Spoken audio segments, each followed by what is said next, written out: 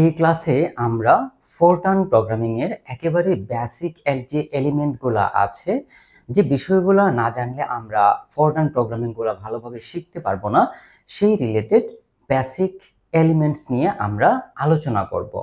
তো চলুন আমরা একটু মূল আলোচনাতে যাই। তো প্রথম বিষয় হচ্ছে যে ফোরটার্ন ব্যাপারটা আসলে কি, আমরা একটু আস্তে আস্তে সব ডিটেলস বুঝবো। তো দেখেন, ফোরটার্ন,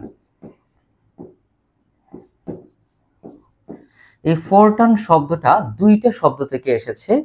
ফোরটার্ন শব্দটা দুইটা শব্দ থেকে এসেছে। একটা হচ্ছে ফর্মুলা, দেখেন ফোরটার্ন শব্দ একটা এসেছে ফর্মুলা, মানে এই অংশটা এসেছে ফর্মুলা থেকে, আর এই ট্রানটা হচ্ছে ট্রান্সলেশন থেকে। দেখেন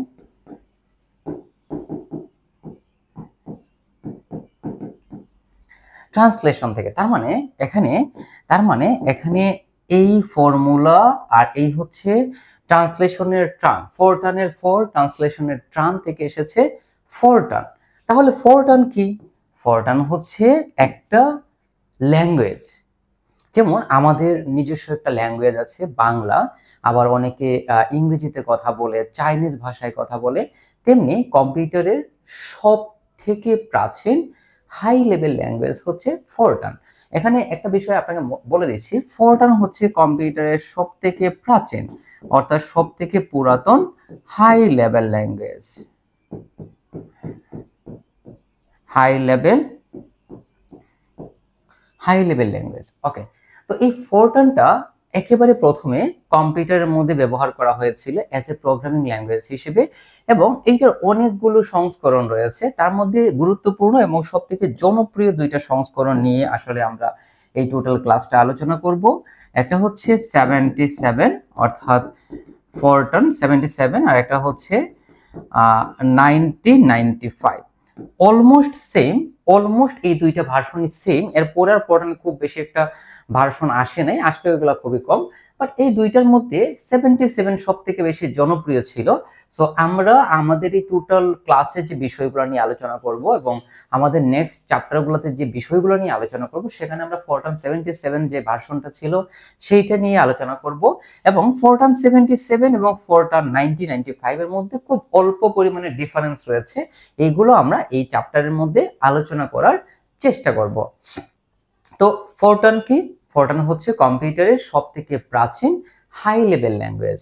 I repeat, high level language. Okay, তো চলুন আমরা এটার বেসিক ক্লাসে চলে যাই। তো ফোরটার্ন ব্যাপারটা বোঝার আগে আমাদেরকে জানতে হবে যে ফোরটার্নের প্রতীক সেটগুলো আসলে কি। দেখেন, প্রতীক সেট বলতে, যেমন মনে করেন আমরা যখন আমাদের ভাষা, যেমন আমরা যদি বাংলা ভাষায় কথা বলতে চাই, দেখেন আমরা যদি বাংলা ভাষায় কথা বলতে চাই তাহলে আমাদের অবশ্যই অ থেকে ও পর্যন্ত, তারপর ক থেকে চন্দ্রবিন্দু পর্যন্ত, এ থেকে জেড পর্যন্ত, এই যে বর্ণমালাগুলো আছে এইগুলা কিন্তু আমাদের জানতে হয়, তারপর কি আছে, 1 2 অর্থাৎ সংখ্যা, তারপর হচ্ছে অঙ্ক, মানে এই ব্যাপারগুলো কিন্তু জানতে হয়। সো এগুলো হচ্ছে আমাদের যে প্রতীক সেট, মানে এগুলো না জানলে কিন্তু আমরা বাংলা ভাষায় পড়তে লিখতে পারবো না, সম্ভব না। এগুলো অবশ্যই আমাদের জানা প্রয়োজন।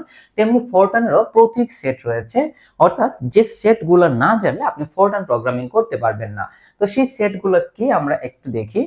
দেখেন, প্রত্যেক ভাষার নিজস্ব অক্ষর থাকে, প্রতীক থাকে, এবং তার সাধারণ ভাষা যেমন ইংরেজি, চাইনিজ, বাংলা ইত্যাদি, মানে এগুলো হচ্ছে আমাদের ভাষা। সেম কম্পিউটারের একটা নিজস্ব ভাষা রয়েছে, যেমন কম্পিউটার অনেকগুলা ভাষা রয়েছে, যেমন ফোরটার্ন রয়েছে, বেসিক রয়েছে, সি রয়েছে, C++ রয়েছে, জাভা রয়েছে, কবল রয়েছে, আরো অনেক অনেক অনেক অ্যাডভান্স লেভেলের আরো অনেক ল্যাঙ্গুয়েজ আছে। এই সবগুলা ল্যাঙ্গুয়েজের মধ্যে সব থেকে যে প্রাচীন এবং হাই লেভেল ল্যাঙ্গুয়েজ হচ্ছে ফোরটার্ন। ঠিক আছে, তো ফোরটার্ন কি? ফোরটার্ন হচ্ছে কম্পিউটারের একটা ল্যাঙ্গুয়েজ। কিন্তু এখানে একটা ব্যাপার মনে রাখতে হবে, কম্পিউটার কিন্তু বাইনারি ভাষা বোঝে। কম্পিউটার আমরা কে জানি, কম্পিউটারের ভাষা হচ্ছে বাইনারি। দেখেন, কম্পিউটারের ভাষা হচ্ছে বাইনারি, অর্থাৎ কম্পিউটার 0 এবং 1 ব্যতীত অন্য কোনো কিছু কিন্তু বুঝতে পারে না। তাহলে এই যে বুঝতে না পারার ব্যাপারটা, এইটাকে কম্পিউটারে কিভাবে বোঝে? এইটাকে বোঝার জন্য কম্পিউটারের একটা মাধ্যম কাজ করে, যেমন মনে করেন আমরা যদি এখন অন্য কোনো দেশে যাই, ফর এক্সাম্পল আমি এখন মনে করেন চীনে গেলাম ঘুরতে, তো আমি তো চাইনিজ ভাষা জানি না, সো এখানে আমাদের একজন মাধ্যম থাকবে যে লোকটা আমাদের এই ভাষাটাকে কনভার্ট করে দিবে। যেমন আমি বাংলা ভাষায় কথা বলছি, সো আমার ভাষাটা ওদের মধ্যে ওরা বুঝিয়ে দিবে, আবার ওদের ভাষাটা আমাকে ওরা বুঝিয়ে দিবে। এই যে মাধ্যমটা, এই মাধ্যমটাকে বলা হয় অনুবাদক প্রোগ্রাম। এই মাধ্যমটাকে বলা হয় অনুবাদক প্রোগ্রাম। তো কম্পিউটারে দুই ধরনের অনুবাদক প্রোগ্রাম আছে। কম্পিউটারে কিন্তু দুই ধরনের অনুবাদক প্রোগ্রাম আছে। একটা হচ্ছে কম্পাইলার,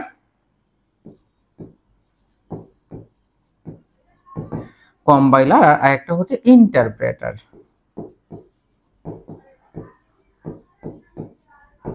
সো এই যে আমাদের যে ল্যাঙ্গুয়েজ, অর্থাৎ আপনি ফরট্রান বলেন, বেসিক বলেন, কবল বলেন, এই সবগুলো ভাষাই কিন্তু কম্পিউটারের ভাষা। সো এই ভাষাগুলোকে ট্রান্সলেট করার জন্য, অর্থাৎ ট্রান্সলেশনের জন্য যে মাধ্যমটা আমরা নেই, সেই মাধ্যমটার নাম হচ্ছে অনুবাদক প্রোগ্রাম। দুই ধরনের অনুবাদক প্রোগ্রাম রয়েছে, একটা হচ্ছে কম্পাইলার এবং একটা হচ্ছে ইন্টারপ্রেটার। এবং এই দুইটা মাধ্যমের সাহায্যে কিন্তু এই ল্যাঙ্গুয়েজগুলোকে কম্পিউটারের যে নিজস্ব ল্যাঙ্গুয়েজ, অর্থাৎ এই বাইনারি ল্যাঙ্গুয়েজে কনভার্ট করা হয়ে থাকে। ঠিক আছে, তাহলে এই ব্যাপারটা আশা করি আমরা ক্লিয়ারলি বুঝতে পেরেছি। তার মানে আমরা যাই ল্যাঙ্গুয়েজ ইউজ করি না কেন, সেইটাকে এই অনুবাদক প্রোগ্রাম সেটাকে ট্রান্সলেশন করে তার যে নিজস্ব ল্যাঙ্গুয়েজ বাইনারি সেইখানে কনভার্ট করে দিবে, তখনই কম্পিউটারে হচ্ছে ব্যাপারগুলো বুঝতে পাবে। আর একটা মজার বিষয় হচ্ছে, এখন আমি যদি আমাদের যে ভাষাগুলো আছে সেটা বাংলা, ইংরেজি, এই ভাষাগুলো যদি আমি কম্পিউটারকে দেই, তাহলে কম্পিউটার কিন্তু সেটা বুঝবে না।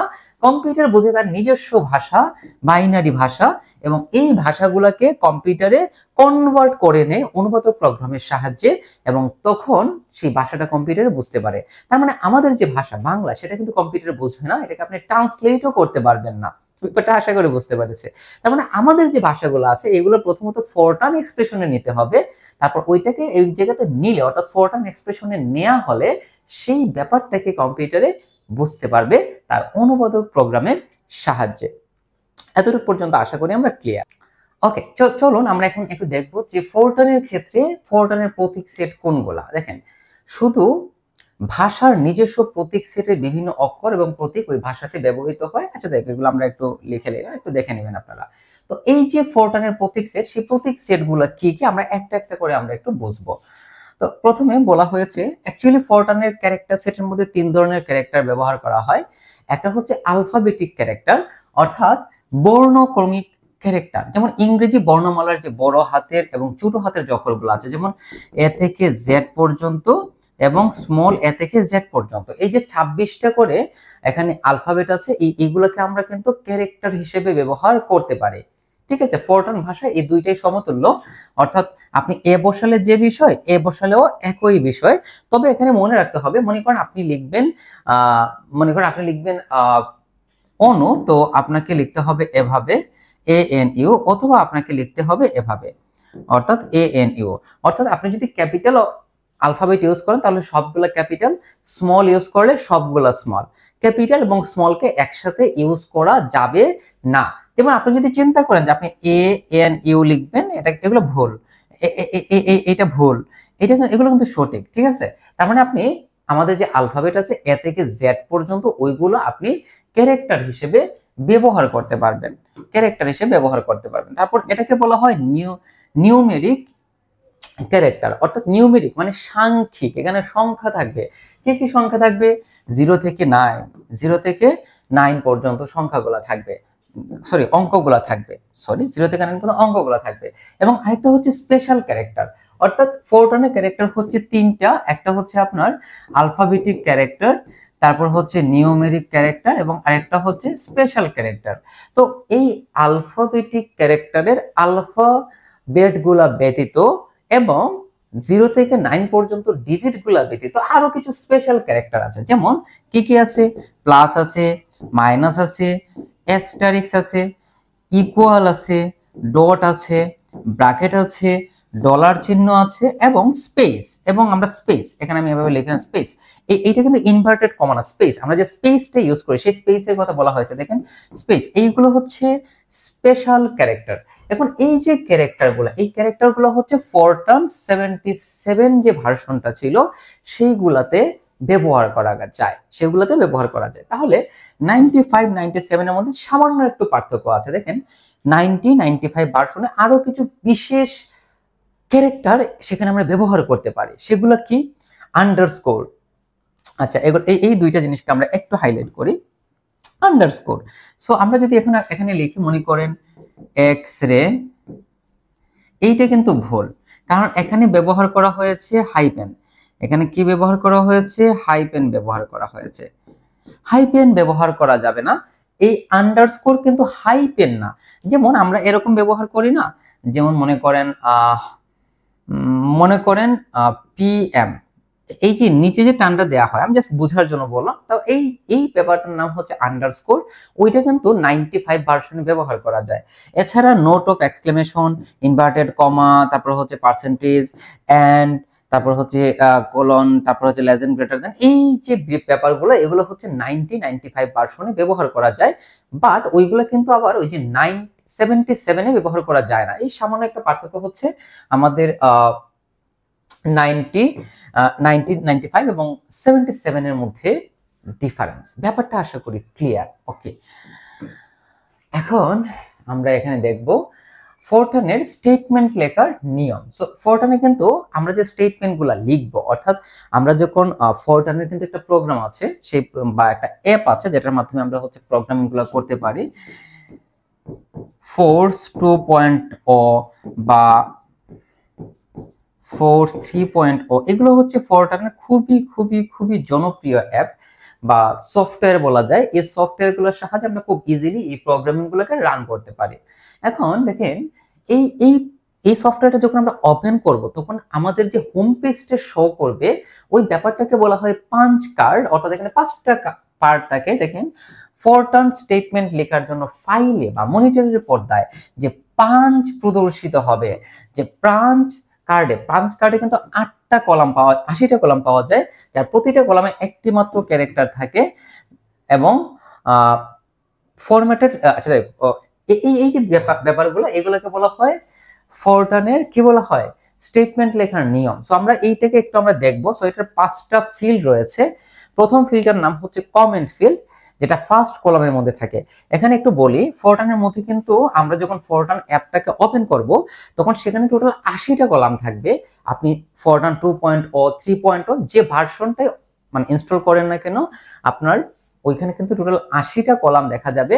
সেই 80টা কলামকে 5টা ভাগে ভাগ করা হয়েছে। সেই 5টা ভাগের প্রথমটার নাম হচ্ছে কমেন্ট ফিল্ড, তারপর হচ্ছে কন্টিনিউয়েশন ফিল্ড, যেটা হচ্ছে দেখেন কমেন্ট ফিল্ড হচ্ছে ফার্স্ট কলাম, শুধু ফার্স্ট কলামটা হচ্ছে কমেন্ট ফিল্ড। কন্টিনিউয়েশন ফিল্ড হচ্ছে শুধু 6 কলাম, মানে 6 নম্বর কলাম। তারপর হচ্ছে লেভেল ফিল্ড। লেভেল ফিল্ড হচ্ছে 2 থেকে 5, অর্থাৎ 2 নম্বর ফিল্ড থেকে 5 নম্বর ফিল্ড পর্যন্ত, 2 3 4 5, এই 4টা কলাম হচ্ছে লেভেল ফিল্ড। তারপর হচ্ছে স্টেটমেন্ট ফিল্ড, এইটার মধ্যেই সকল কাহিনী হয়। অর্থাৎ 7 নম্বর কলাম থেকে 72 নম্বর কলামের মধ্যে যে ফিল্ডটা থাকবে সেইটার নাম হচ্ছে স্টেটমেন্ট ফিল্ড, এবং এই ফিল্ডের মধ্যে আপনাকে টোটাল স্টেটমেন্টটাকে লিখতে হবে। এবং আরেকটা হচ্ছে ইগনোরেশন ফিল্ড, যেটা হচ্ছে 73 থেকে 80, মানে এরপরে যেটা আছে সেটা হচ্ছে ইগনোরেশন ফিল্ড। ওইখানে বিভিন্ন ধরনের কমেন্টস গুলাকে আমরা লিখে থাকি, যেগুলো প্রোগ্রামে কিন্তু মানে রান করা হয় না বা রান হয় না। এখন এই 5টা ফিল্ড সম্পর্কে আমরা একটু ডিটেলস জানবো, কারণ এগুলো জানা অবশ্যই আপনার দরকার। আচ্ছা, এটা একটু আগের পেজ পেছনে চলে গেছে। দেখেন এই হচ্ছে আপনার বিষয়। এইরকম আপনার একটা পেজ ওপেন হবে, এরকম অ্যাকচুয়ালি এরকম থাকবে, আরো এরকম থাকবে। তখন আপনাকে যে কাজটা করতে হবে এরকম থাকবে। আচ্ছা, এখন এই যে প্রথমটা হচ্ছে কমেন্ট ফিল্ড। সো এইটাকে আমি এভাবে দিয়ে দিলাম। এখানে হচ্ছে আপনার কমেন্টস লিখবেন। এইটা হচ্ছে লেভেল ফিল্ড, এটা হচ্ছে কন্টিনিউয়েশন ফিল্ড, এই অংশটা হচ্ছে স্টেটমেন্ট ফিল্ড, আর এই অংশটা হচ্ছে ইগনোরেশন ফিল্ড। এখন ব্যাপারটাকে আমরা একটু বুঝি। কমেন্ট ফিল্ডের কাজটা কি? কমেন্ট ফিল্ডের কাজ হচ্ছে কোনো কিছুর কমেন্ট করা। কেমন কমেন্ট? মনে করেন আমরা একটু একটু এখানে আমি একটু একটা সুন্দর একটা বক্স অঙ্কন করি, মানে বিষয়টাকে সুন্দরভাবে বোঝানোর জন্য আর কি। একটু আমরা এখানে অঙ্কন করি। ওকে,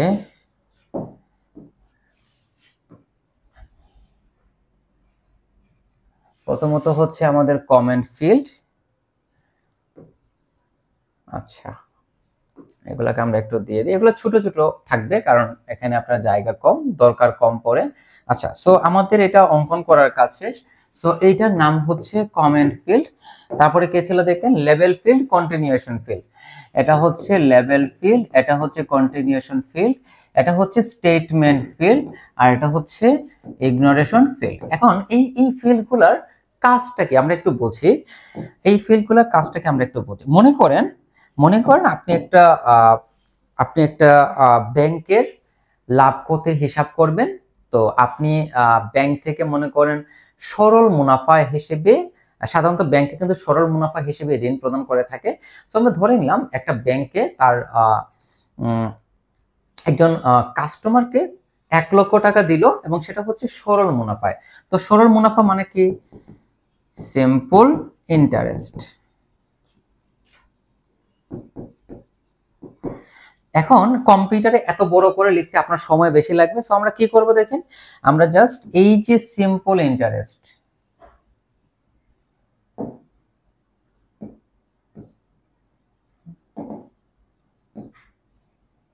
কি রে ভাই, এটা এখান থেকে যায় না কেন?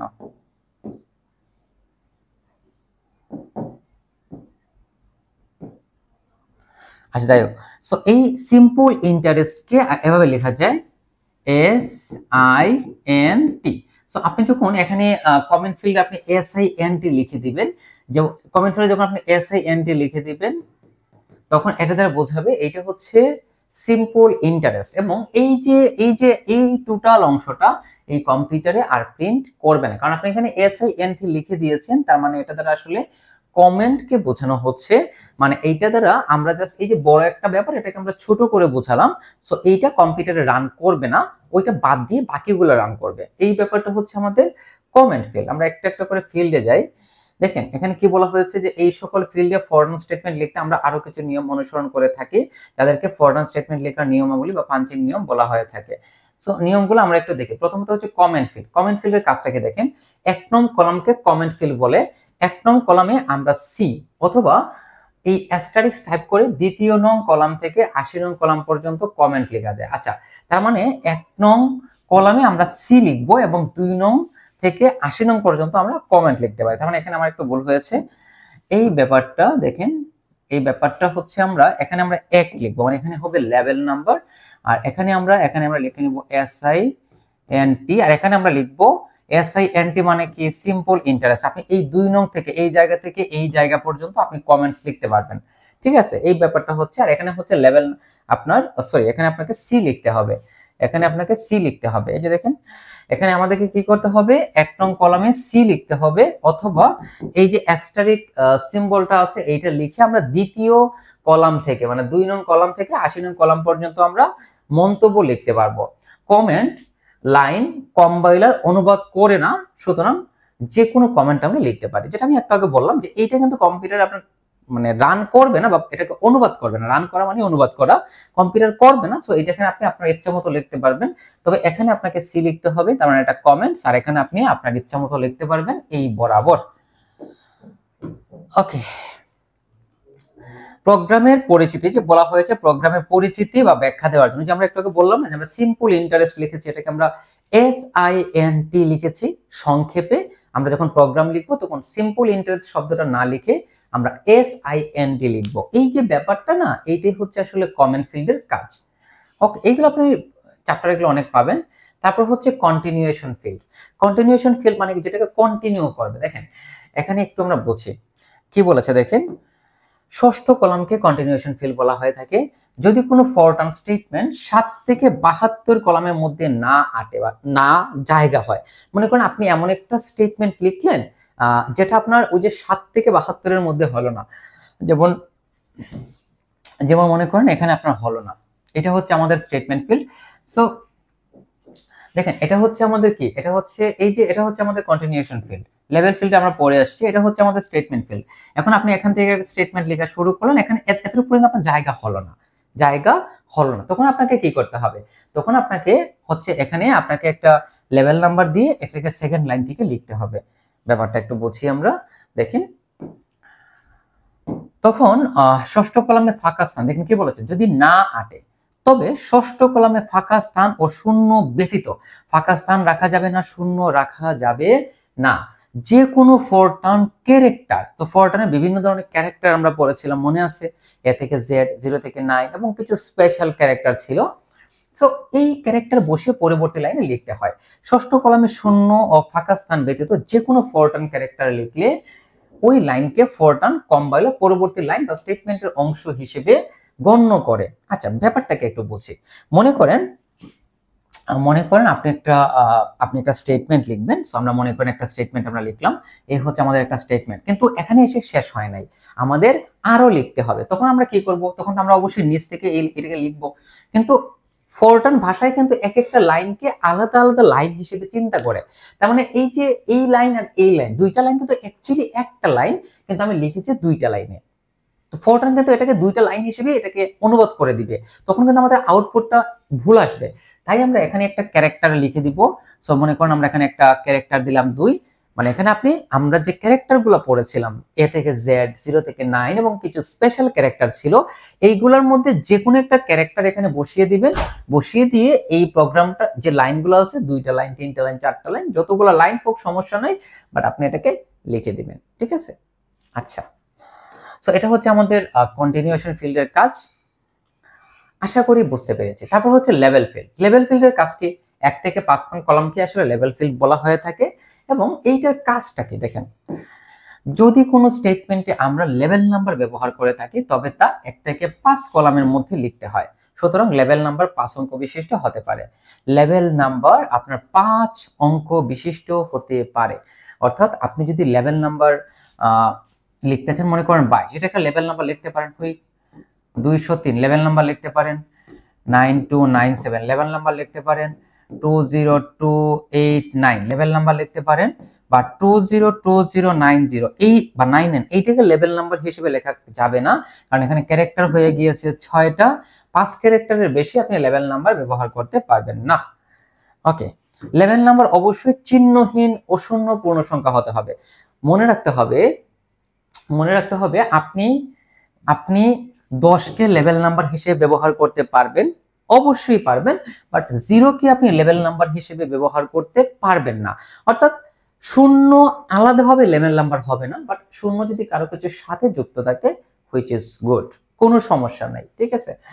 আচ্ছা, লেভেল নাম্বার অবশ্যই চিহ্নহীন হবে, মানে আপনি কোনো চিহ্ন ব্যবহার করতে পারবেন না লেভেল নাম্বারে। আপনাকে এটা বললাম না যে অনেকগুলো ক্যারেক্টার ছিল, তার মধ্যে কিছু স্পেশাল ক্যারেক্টার ছিল, এই যে স্পেশাল ক্যারেক্টার ছিল, এইগুলো ছিল, বাট এইগুলাকে লেভেল নাম্বার হিসেবে ব্যবহার করা যাবে না। প্রথম বিষয় হচ্ছে লেভেল নাম্বার হিসেবে আমরা ক্যারেক্টার গুলাকে ব্যবহার করব, কিন্তু স্পেশাল ক্যারেক্টারকে ব্যবহার করা যাবে না। আবার বলা হয়েছে পূর্ণ সংখ্যা হতে হবে, তার মানে আপনার যে আলফাবেট গুলা ছিল, অর্থাৎ আলফাবেটিক যে ক্যারেক্টার গুলা ছিল, সেইগুলো কিন্তু লেভেল নাম্বার হিসেবে ব্যবহার করা যাবে না। অর্থাৎ লেভেল নাম্বার হিসেবে আপনি শুধু সংখ্যা অর্থাৎ পূর্ণ সংখ্যাকেই ব্যবহার করতে পারবেন। I hope clear. ওকে, তারপর আরেকটা ফিল্ড, আরো দুইটা ফিল্ড এখানে রয়ে গেছে, আমরা একটু চলে আসি। টোটাল 5টা ফিল্ড ছিল আমাদের লেভেল ফিল্ড। স্টেটমেন্ট ফিল্ড তো আমরা বুঝেছি। স্টেটমেন্ট ফিল্ড মানে যে ফিল্ডের মধ্যে আমরা টোটাল স্টেটমেন্টটাকে লিখবো, সেইটাই হচ্ছে আমাদের স্টেটমেন্ট ফিল্ড, ঠিক আছে। আরেকটা হচ্ছে এই যে স্টেটমেন্ট ফিল্ড, এটা হচ্ছে স্টেটমেন্ট ফিল্ড। আর ইগনোরেশন ফিল্ড তো আমরা বুঝতে পেরেছি। ইগনোরেশন ফিল্ড হচ্ছে আপনি যদি কোনো কিছু মন্তব্য লিখতে চান, তাহলে আপনি ইগনোরেশন ফিল্ড ব্যবহার করতে পারবেন। মন্তব্য লিখতে চাইলে, মন্তব্য যেমন আপনি একটা হিসাব করেন, তখন এই সাইড অঙ্কটা আপনি প্রোগ্রামিং এর মধ্যে রেখে দিলেন আপনার ইগনোরেশন ফিল্ডের মধ্যে, তো ওই পার্টটাও কিন্তু কম্পিউটারে অনুবাদ করে না। ওকে, এখন 97 এবং 1995 এর মধ্যে, সরি 77 এবং 1995 এর মধ্যে কিছু পার্থক্য, সেটা হচ্ছে দেখেন, সেটা হচ্ছে 77 এ আমরা এই চিহ্নটাকে আমরা এভাবে এলটি, তখন এখানে আমরা সামনে একটা ডট পেছনে একটা ডট দিব। যেমন আমরা যদি লিখি এরকম যে এক্স লেস দেন ওয়াই, এইটাকে এইভাবে আপনি লিখতে পারবেন 1995 ভার্সনে।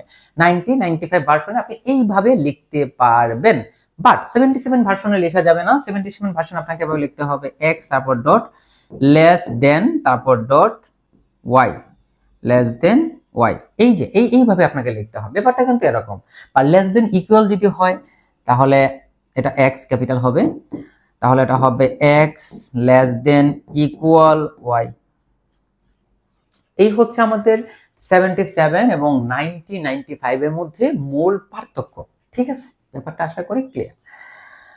ওকে, এখন এই চ্যাপ্টারের বা ফরটানের সব থেকে গুরুত্বপূর্ণ যে ব্যাপারটা, ফরটান ডাটা টাইপ, এই ডাটা টাইপ নিয়ে আমরা আলোচনা করব। আচ্ছা, সো প্রাথমিকভাবে ফরটানের ডাটা হচ্ছে দুই প্রকার, একটা হচ্ছে চলক এবং একটা হচ্ছে ধ্রুবক। একটা হচ্ছে চলক এবং একটা হচ্ছে ধ্রুবক। চলক তো আমরা বুঝি যার মান পরিবর্তন হবে সেটা হচ্ছে চলক, অর্থাৎ পরিবর্তন হলে চলক, যদি পরিবর্তন না হয় তখন সেটা হচ্ছে ধ্রুবক। ধ্রুবক হচ্ছে তিন প্রকার, ধ্রুবক হচ্ছে তিন প্রকার। সেই তিন প্রকারটা কি কি দেখেন আমরা একটু দেখি। প্রথমত হচ্ছে নিউমেরিক ধ্রুবক। সো নিউমেরিক মানে এখানে নাম্বারের ব্যাপার স্যাপার থাকবে, কথা শুনেই কিন্তু বোঝা যাচ্ছে। ক্যারেক্টার ধ্রুবক এবং হচ্ছে লজিক্যাল ধ্রুবক। দেখেন নিউমেরিক যে কনস্ট্যান্ট গুলো আছে, নিউমেরিক মানে এখানে এটা নাম্বার যুক্ত থাকবে, নাম্বারের ব্যাপার স্যাপার গুলো থাকবে। তারপর হচ্ছে ক্যারেক্টার, বিভিন্ন ধরনের ক্যারেক্টার থাকতে পারে, এবং আরেকটা হচ্ছে লজিক্যাল কনস্ট্যান্ট। এখন এই সবগুলো নিয়ে আমরা ডিটেলস আলোচনা করব, একেবারে ডিটেলস আলোচনা করব। তারপর দেখেন নিউমেরিক কনস্ট্যান্ট আবার তিন প্রকার, একটা হচ্ছে integer number constant, real number constant and complex number constant. এখন দেখেন ভাই, আমরা তো জানি বাস্তব সংখ্যার মধ্যে অবশ্যই পূর্ণ সংখ্যা থাকে। পৃথিবীতে যত পূর্ণ সংখ্যা আছে সব কিন্তু বাস্তব সংখ্যার অংশ, কিন্তু ফরটান ভাষায় বা ফরটানের মধ্যে এই পূর্ণ সংখ্যাকে আলাদা একটা জগৎ হিসেবে স্থান দেয়া হয়েছে। অর্থাৎ আমরা কিন্তু এতদিন পর্যন্ত পড়ে এসেছি যে যত পূর্ণ সংখ্যা আছে সবই কিন্তু বাস্তব সংখ্যা, যত পূর্ণ সংখ্যা আছে সবই বাস্তব সংখ্যা, বাট সকল বাস্তব সংখ্যা কিন্তু পূর্ণ সংখ্যা নয়।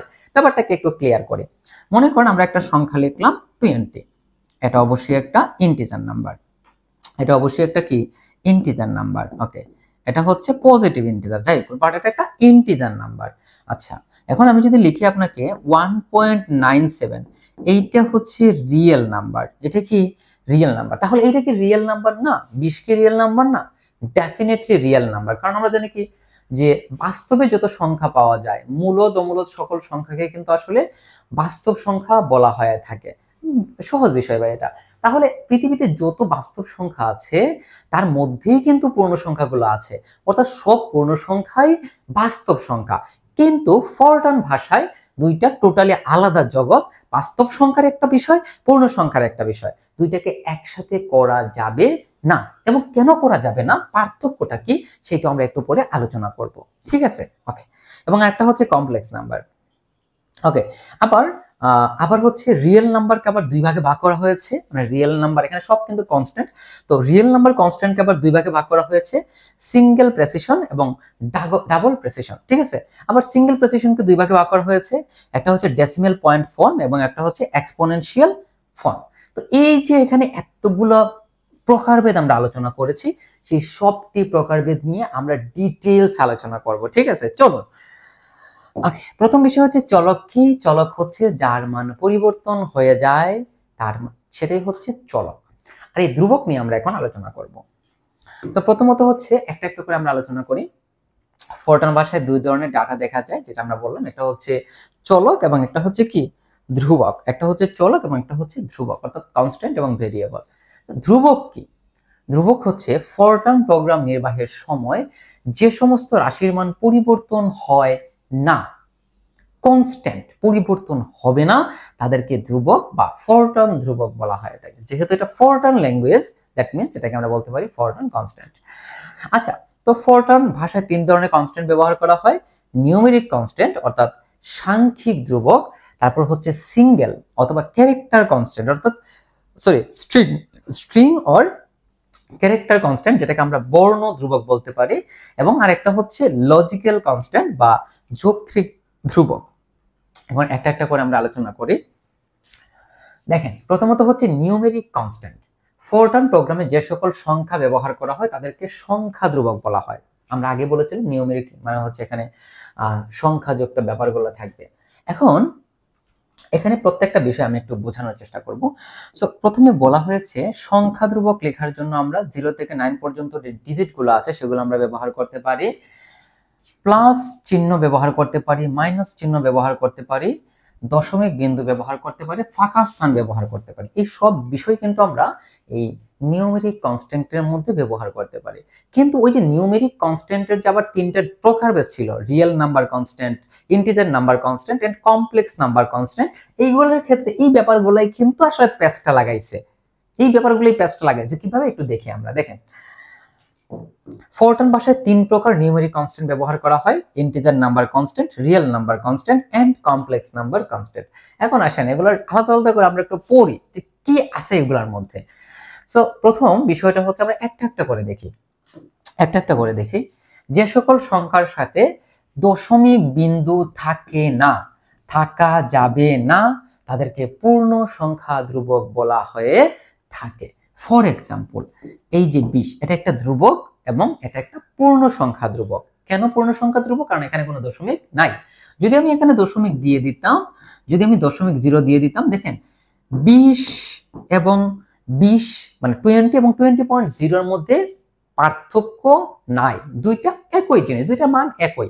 কিন্তু ফোরট্রান ভাষায় দুইটা আলাদা জগতে স্থান দেওয়া হয়েছে। এইটা হচ্ছে আমাদের ইন্টিজার কনস্ট্যান্ট এবং এটা হচ্ছে আমাদের রিয়েল কনস্ট্যান্ট। তার মানে ইন্টিজার নাম্বার কনস্ট্যান্টের মধ্যে কোনো দশমিক থাকা যাবে না, দশমিক থাকা যাবে না। যেহেতু দশমিক থাকা যাবে না তার মানে এটা ফিক্সড, তাই এটাকে বলা হয় fixed point constant. Fixed point constant, দেখেন এগুলো কিন্তু ফিক্সড। কেন ফিক্সড? কারণ এইটার পেছনে আপনি কিছু লিখতে পারবেন না, সো অবভিয়াসলি এটা কি ফিক্সড পয়েন্ট। ফিক্সড পয়েন্ট এই জন্য দেখেন ইহাকে স্থির বিন্দু বলা হয়। স্থির বিন্দু মানে হচ্ছে ফিক্সড পয়েন্ট। ব্যাপারটা আশা করি ক্লিয়ার। ওকে ওকে, একটি পূর্ণ সংখ্যা ধ্রুবককে কমপক্ষে একটি অঙ্ক থাকবে। দেখেন একটি পূর্ণ সংখ্যা ধ্রুবকে কমপক্ষে একটি অঙ্ক থাকবে এবং দশমিক বিন্দু ব্যবহার করা যাবে না, তবে প্লাস মাইনাস চিহ্ন ব্যবহার করা যাবে। আমি সবটি একটু নিয়ে আসি, তারপর ব্যাপারটাকে একটু বোঝাচ্ছি। ওকে, এখন একটা একটা করে লাইনে আমি আপনাদেরকে বোঝাই। প্রথম ব্যাপার হচ্ছে যে এখানে কোনো দশমিক থাকা যাবে না, definitely, because it's a integer number constant. এখানে পূর্ণ সংখ্যা থাকবে। কি থাকবে? পূর্ণ সংখ্যা থাকবে। সো আপনি যে 20 লিখলেন এইটা ওকে, বাট 20.0 ইটস নট ওকে। এই যে 20.0 এটা হচ্ছে রিয়েল নাম্বার কনস্ট্যান্ট, আমরা একটু পরে আলোচনা করব। সো এইটার বৈশিষ্ট্যগুলো কি কি? এটা বৈশিষ্ট্যগুলো যদি আমি বলি তাহলে প্রথম বৈশিষ্ট্য হচ্ছে এইটার মধ্যে কোনো দশমিক থাকা যাবে না। ওকে, একটি পূর্ণ সংখ্যা ধ্রুবকে অন্তত একটি অঙ্ক থাকবে। মনে করেন 5, এটা অবশ্যই একটা ইন্টিজার নাম্বার কনস্ট্যান্ট, কারণ এখানে অন্তত একটি অঙ্ক আছে, অন্তত একটি। বাট এখানে ম্যাক্সিমামও কিন্তু একটা আছে। ম্যাক্সিমামটা কি দেখেন, একটু লক্ষ্য করেন। ম্যাক্সিমাম যদি আপনার কম্পিউটার 20 বিট হয় তাহলে এইটার ধারণ ক্ষমতা হবে -2^31 থেকে 2×2^31 - 1, অর্থাৎ এর মান এত থেকে এত পর্যন্ত হতে পারবে। এর আগেও হওয়া যাবে না, মানে এর থেকে কমও হওয়া যাবে না, এর থেকে বেশিও হওয়া যাবে না। যদি হয়ে যায় তখন সেটাকে আমরা ইন্টিজার নাম্বার কনস্ট্যান্ট বলতে পারবো না। এখন আপনার মনে প্রশ্ন আসতে পারে, এটা তো 32 বিটের কম্পিউটার, আমার কম্পিউটার যদি 64 বিট হয় তখন কি হবে? দেখেন, এই যে আমরা যে অঙ্কগুলো ব্যবহার করব ধ্রুবক হিসেবে, সেইটা টোটালি ডিপেন্ড করে কম্পিউটারের মেমোরি ধারণ ক্ষমতার উপরে। আপনার কম্পিউটার যদি 64 বিটের হয় তাহলে অবভিয়াসলি আপনি এর থেকে বেশি ব্যবহার করতে পারবেন, ভেরি সিম্পল। এর থেকে বেশি আপনি নাম্বার ব্যবহার করতে পারবেন, বেশি ডিজিট ব্যবহার করতে পারবেন। আর আপনার যদি 32 বিট হয় তাহলে এর থেকে বেশি আপনি ব্যবহার করতে পারবেন না। তাহলে প্রথমটা আমরা কি জানলাম? দশমিক থাকা যাবে না। 2 নম্বর আমরা কি জানলাম? এটাকে আমরা ফিক্সড পয়েন্ট কনস্ট্যান্ট হিসেবে ডিফাইন করতে পারি। 3 নম্বর হচ্ছে একটা পূর্ণ সংখ্যা ধ্রুবককে কমপক্ষে একটি অঙ্ক থাকতে হবে। তার মানে 4টা জানলাম। তারপর হচ্ছে সংখ্যার সামনে প্লাস বা মাইনাস ব্যবহার করা যাবে। যেমন মনে করেন 20, এইটাকে আমরা +20 লিখতে পারি। যদি সেটা মাইনাস হয় তাহলে -20ও লিখতে পারি। তার মানে আমরা ওই অঙ্কগুলোর সামনে প্লাস মাইনাস লিখতে পারি।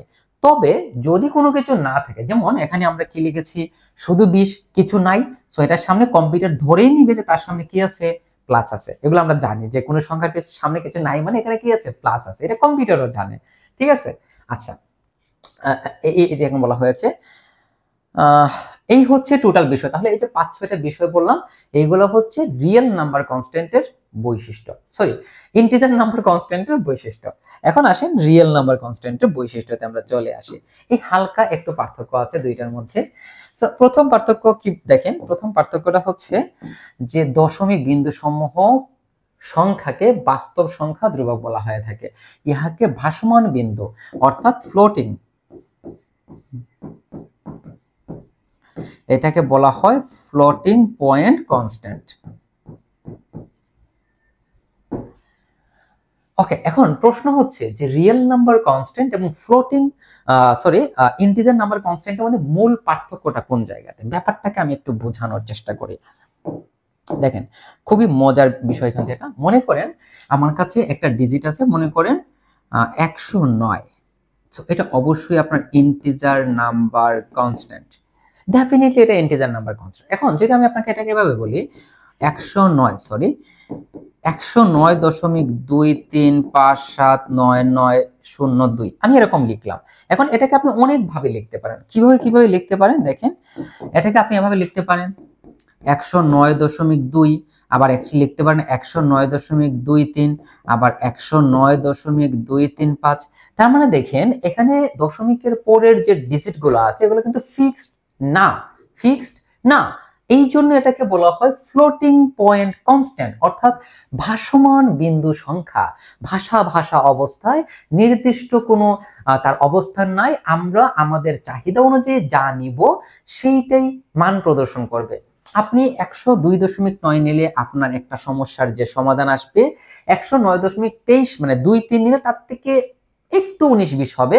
আপনি যদি 109.235 নেন তাহলে আরো একটু পরিবর্তন হবে, অর্থাৎ মানের কিন্তু এখানে কিছুটা হলেও পরিবর্তন হয়ে যাবে। ঠিক আছে, একেবারে অ্যাকুরেট কিন্তু আনসার আসবে না, একেবারে 100% একুরেট আসবে, একটু হালকা একটু তফাৎ কিন্তু থেকে যাবে। তার মানে এই যে ডিজিট গুলা দেখেন, এই সবগুলা কিন্তু কি, এই সবগুলো হচ্ছে রিয়েল নাম্বার কনস্ট্যান্ট। এখন এইগুলার এই পার্থক্যটা ছাড়া বাকি অলমোস্ট সবগুলো পার্থক্য আমাদের ইন্টিজার নাম্বার কনস্ট্যান্টের মতোই। কি আপনি সামনে প্লাস মাইনাস ব্যবহার করতে পারবেন, যেমন আপনি এখানে মাইনাস ব্যবহার করতে চাচ্ছেন, করেন, কোনো সমস্যা নাই। যদি আপনি মাইনাস ব্যবহার না করেন তাহলে কম্পিউটারে ধরে নেবে এখানে প্লাস আছে, ব্যাপারটা কিন্তু এরকমই। তো এই হচ্ছে আসলে রিয়েল নাম্বার কনস্ট্যান্ট এবং ইন্টিজার নাম্বার কনস্ট্যান্টের মধ্যে পার্থক্য, এগুলো এখানে বলা হয়েছে। আচ্ছা, এখানে কিছু কনস্ট্যান্ট আমরা একটু দেখি যেগুলো আসলে সত্য কিনা আমরা একটু দেখি। সো এখানে বেশ কিছু এক্সাম্পল আছে। আচ্ছা, একটা করে আমরা দেখি।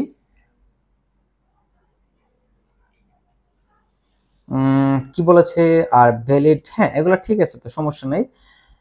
হ্যাঁ ঠিক আছে, ওকে, আমরা একটু পেছনে আসি, পেজগুলো উলট পালট হয়ে গেছে। আচ্ছা, আমরা এতক্ষণ কি নিয়ে আলোচনা করেছি, আমরা হচ্ছে ফরট্রান ডাটা টাইপ নিয়ে আলোচনা করেছি। এখন একটু দেখি যে এগুলো ঠিক আছে নাকি ভুল। প্রথম বিষয়টা হচ্ছে দেখেন, একটা করে বলছি। প্রথমত হচ্ছে এই যে অংশটা 153.8, দশমিকের পরে কোনো অক্ষর ব্যবহার করা যাবে না, ওইটা যদি লিখি তাহলে ওই ডাটা টাইপটা ভুল হবে। তারপর হচ্ছে দেখেন এখানে আপনার এখানে একটু মিস্টেক হয়েছে, এখানে কোথাও একটা অ্যাস্টারিক্স আছে, হয়তোবা এইটা অ্যাস্টারিক্স ছিল, অর্থাৎ 126 অ্যাস্টারিক্স E9।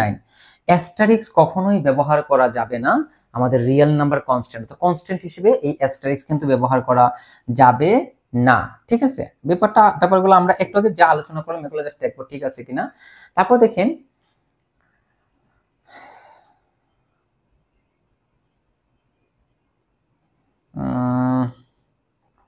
আচ্ছা, এই এক্সাম্পলগুলো আমরা একটু পরে দেখি, কারণ আরো কিছু ডেফিনেশন আছে, ওইগুলো বুঝে এটা পড়লে আমাদের ব্যাপারটা ভালো হবে। হ্যাঁ, তারপর হচ্ছে complex number constant. So complex number কি আমরা জানি, তো কমপ্লেক্স নাম্বার হচ্ছে এরকম যে a+ib, এইটা হচ্ছে একটা জটিল সংখ্যা, আর এখানে i হচ্ছে ইমাজিনারি নাম্বার। এটা হচ্ছে ইমাজিনারি নাম্বার। তাহলে এই যে a প্লাস আইবি এইটাকে যখন আমরা কনস্ট্যান্ট হিসেবে ব্যবহার করব তখন এটাকে আমরা লিখব এভাবে ab। যেমন দেখেন আমরা যদি লিখি 5 প্লাস 2y তখন কনস্ট্যান্ট আকারে যখন লিখব তখন আমরা লিখব 5 এবং 2 মানে 5, 2 এবং এটাকে আমরা প্রথম বন্ধনী দ্বারা প্রকাশ করব, প্রথম বন্ধনী দ্বারা প্রকাশ করব। আচ্ছা দেখেন এই যে a প্লাস আইবি থাকলে আমরা এটাকে ab লিখতে পারি। তবে এখানে মনে রাখতে হবে, এখানে দেখেন একটু লক্ষ্য করে a প্লাস আইবি, এখানে এই যে a এবং b দেখেন এখানে এটাও হচ্ছে রিয়েল নাম্বার, বিটাও হচ্ছে রিয়েল নাম্বার, কিন্তু বেটা আই কিন্তু রিয়েল না, আই হচ্ছে ইমাজিনারি নাম্বার। এই বেটা যখন থাকবে তখন এই দুইটাই মিলে হয়ে যাবে একটা কমপ্লেক্স নাম্বার। a এবং b দুইটা রিয়েল নাম্বার হওয়ার পরেও a plus i b is a complex number. বিষয়টা জাস্ট এইটাই, আর এখানে আসলে কিছু নাই। দেখেন এই যে এটাকে এই অংশ আর আই এর সাথে যে আছে -3.45 এইটা হচ্ছে এভাবে ক্রমজোড় আকারে লিখতে হবে। ব্যাপারটা এরকমই, আর কিছু না। এটা হচ্ছে complex number variable, so sorry constant, complex number constant. So 1.23 আর এটা হচ্ছে 0.0। আচ্ছা এখানে একটা জিনিস লক্ষ্য করেন, এখানে একটা জিনিস লক্ষ্য করেন, এখানে a এবং b কি রিয়েল কনস্ট্যান্ট। রিয়েল কনস্ট্যান্ট যখনই হবে পরে কিন্তু দশমিক দিতে হবে, মনে রাখতে হবে যখনই রিয়েল হবে তখনই দশমিক হবে, যখনই রিয়েল তখনই দশমিক। তাহলে এখানে a এবং b, তার মানে এখানে আমরা যত জটিল সংখ্যা দেখব, জটিল সংখ্যার ক্ষেত্রে যে বাস্তব অংশ এবং কাল্পনিক অংশ দুইটি কিন্তু বাস্তব সংখ্যা, তার মানে অবশ্যই এগুলোর পরে দশমিক দিতে হবে। যেমন এখানে 0.0 দেখেন 1.23, একটু লক্ষ্য করি আমরা 1.23 প্লাস i ইন্টু 0 মানে i0 বা 0i, আমরা দিলাম 0i। এখন শুধু 0 লেখা যাবে না, কারণ আমরা জানি এই অংশটা হচ্ছে রিয়েল নাম্বার, এই অংশটা হচ্ছে রিয়েল নাম্বার, কিন্তু শুধু 0 লিখলে এটা হয়ে যাবে ইন্টিজার নাম্বার, কারণ দশমিক নাই। সো যেহেতু a এবং b অর্থাৎ এই অংশ এবং এই অংশ দুইটাই কি রিয়েল নাম্বার, দেখেন দুইটাই কি রিয়েল নাম্বার, মানে রিয়েল কনস্ট্যান্ট নাম্বার না, রিয়েল কনস্ট্যান্ট। সো এখানে আপনাকে 0.0 দিতে হবে। অর্থাৎ যখনই আমরা কমপ্লেক্স নাম্বার কনস্ট্যান্ট নিয়ে আলোচনা করব তখন যে a এবং b থাকবে এগুলো হচ্ছে রিয়েল কনস্ট্যান্ট। সো এগুলোর পরে অবশ্যই দশমিক দিতে হবে, যদি না দেন তাহলে আপনার অঙ্ক অবশ্যই ভুল। আশা করি ব্যাপারটা ক্লিয়ার। আচ্ছা এই অংশটা থেকে এই অংশটা কিভাবে এসেছে আমরা একটু পরে আলোচনা করব, এটা টপিক ছাড়া বাকি আছে। আচ্ছা তারপর হচ্ছে স্ট্রিং ধ্রুবক। তো স্ট্রিং ধ্রুবক কি বলা হয়েছে, স্ট্রিং ধ্রুবকের ক্ষেত্রে জাস্ট হচ্ছে যে অ্যাপোস্ট্রফি এটা ব্যবহার করা যায়, এইটাই আর কিছু না। লজিক্যাল কনস্ট্যান্টটা খুবই সহজ এবং খুবই গুরুত্বপূর্ণ একটা কনস্ট্যান্ট। সেটা হচ্ছে এরকম, গাণিতিক যৌক্তিক ট্রু এবং ফলস, অর্থাৎ ট্রু এবং ফলস এই দুই ধরনেরই মান যেখানে দ্বারা ব্যবহার করা হয় এটি হচ্ছে লজিক্যাল কনস্ট্যান্ট। ফর এক্সাম্পল আমরা এক্স নিলাম, সো এই এক্সটা মনে করেন 5 থেকে ছোট আবার 2 থেকে বড়, তার মানে এখানে এইটা 5 থেকে ছোট হবে 2 থেকে বড় হবে, তার মানে এখানে হয়তোবা সেটা ট্রু হবে নয়তোবা সেটা ফলস হবে। তাহলে ট্রু এবং ফলস এর মাধ্যমে বোঝালে সেটাকে আসলে বলা হয়ে থাকে লজিক্যাল কনস্ট্যান্ট। সো एग्जांपल যদি দেখেন x greater than y is true, ঠিক আছে, এখানে একটু ভুল হয়েছে, এখানে ডট হবে না, সব জায়গাতে আপনি চাইলেও ডট ব্যবহার করতে পারবেন না, ঠিক আছে। তো দেখেন x greater than y is true if x is greater than y, অর্থাৎ যদি x গ্রেটার দেন y হয় তখন এটা ট্রু, আর x greater than y is false যখন x is greater than not greater than y, মানে যখন এটা মিথ্যা তখন এটা যখন এটা greater than x is not greater than y হয় তখন এটা মিথ্যা। যেখানে ইজ এর পরে ডট হবে না,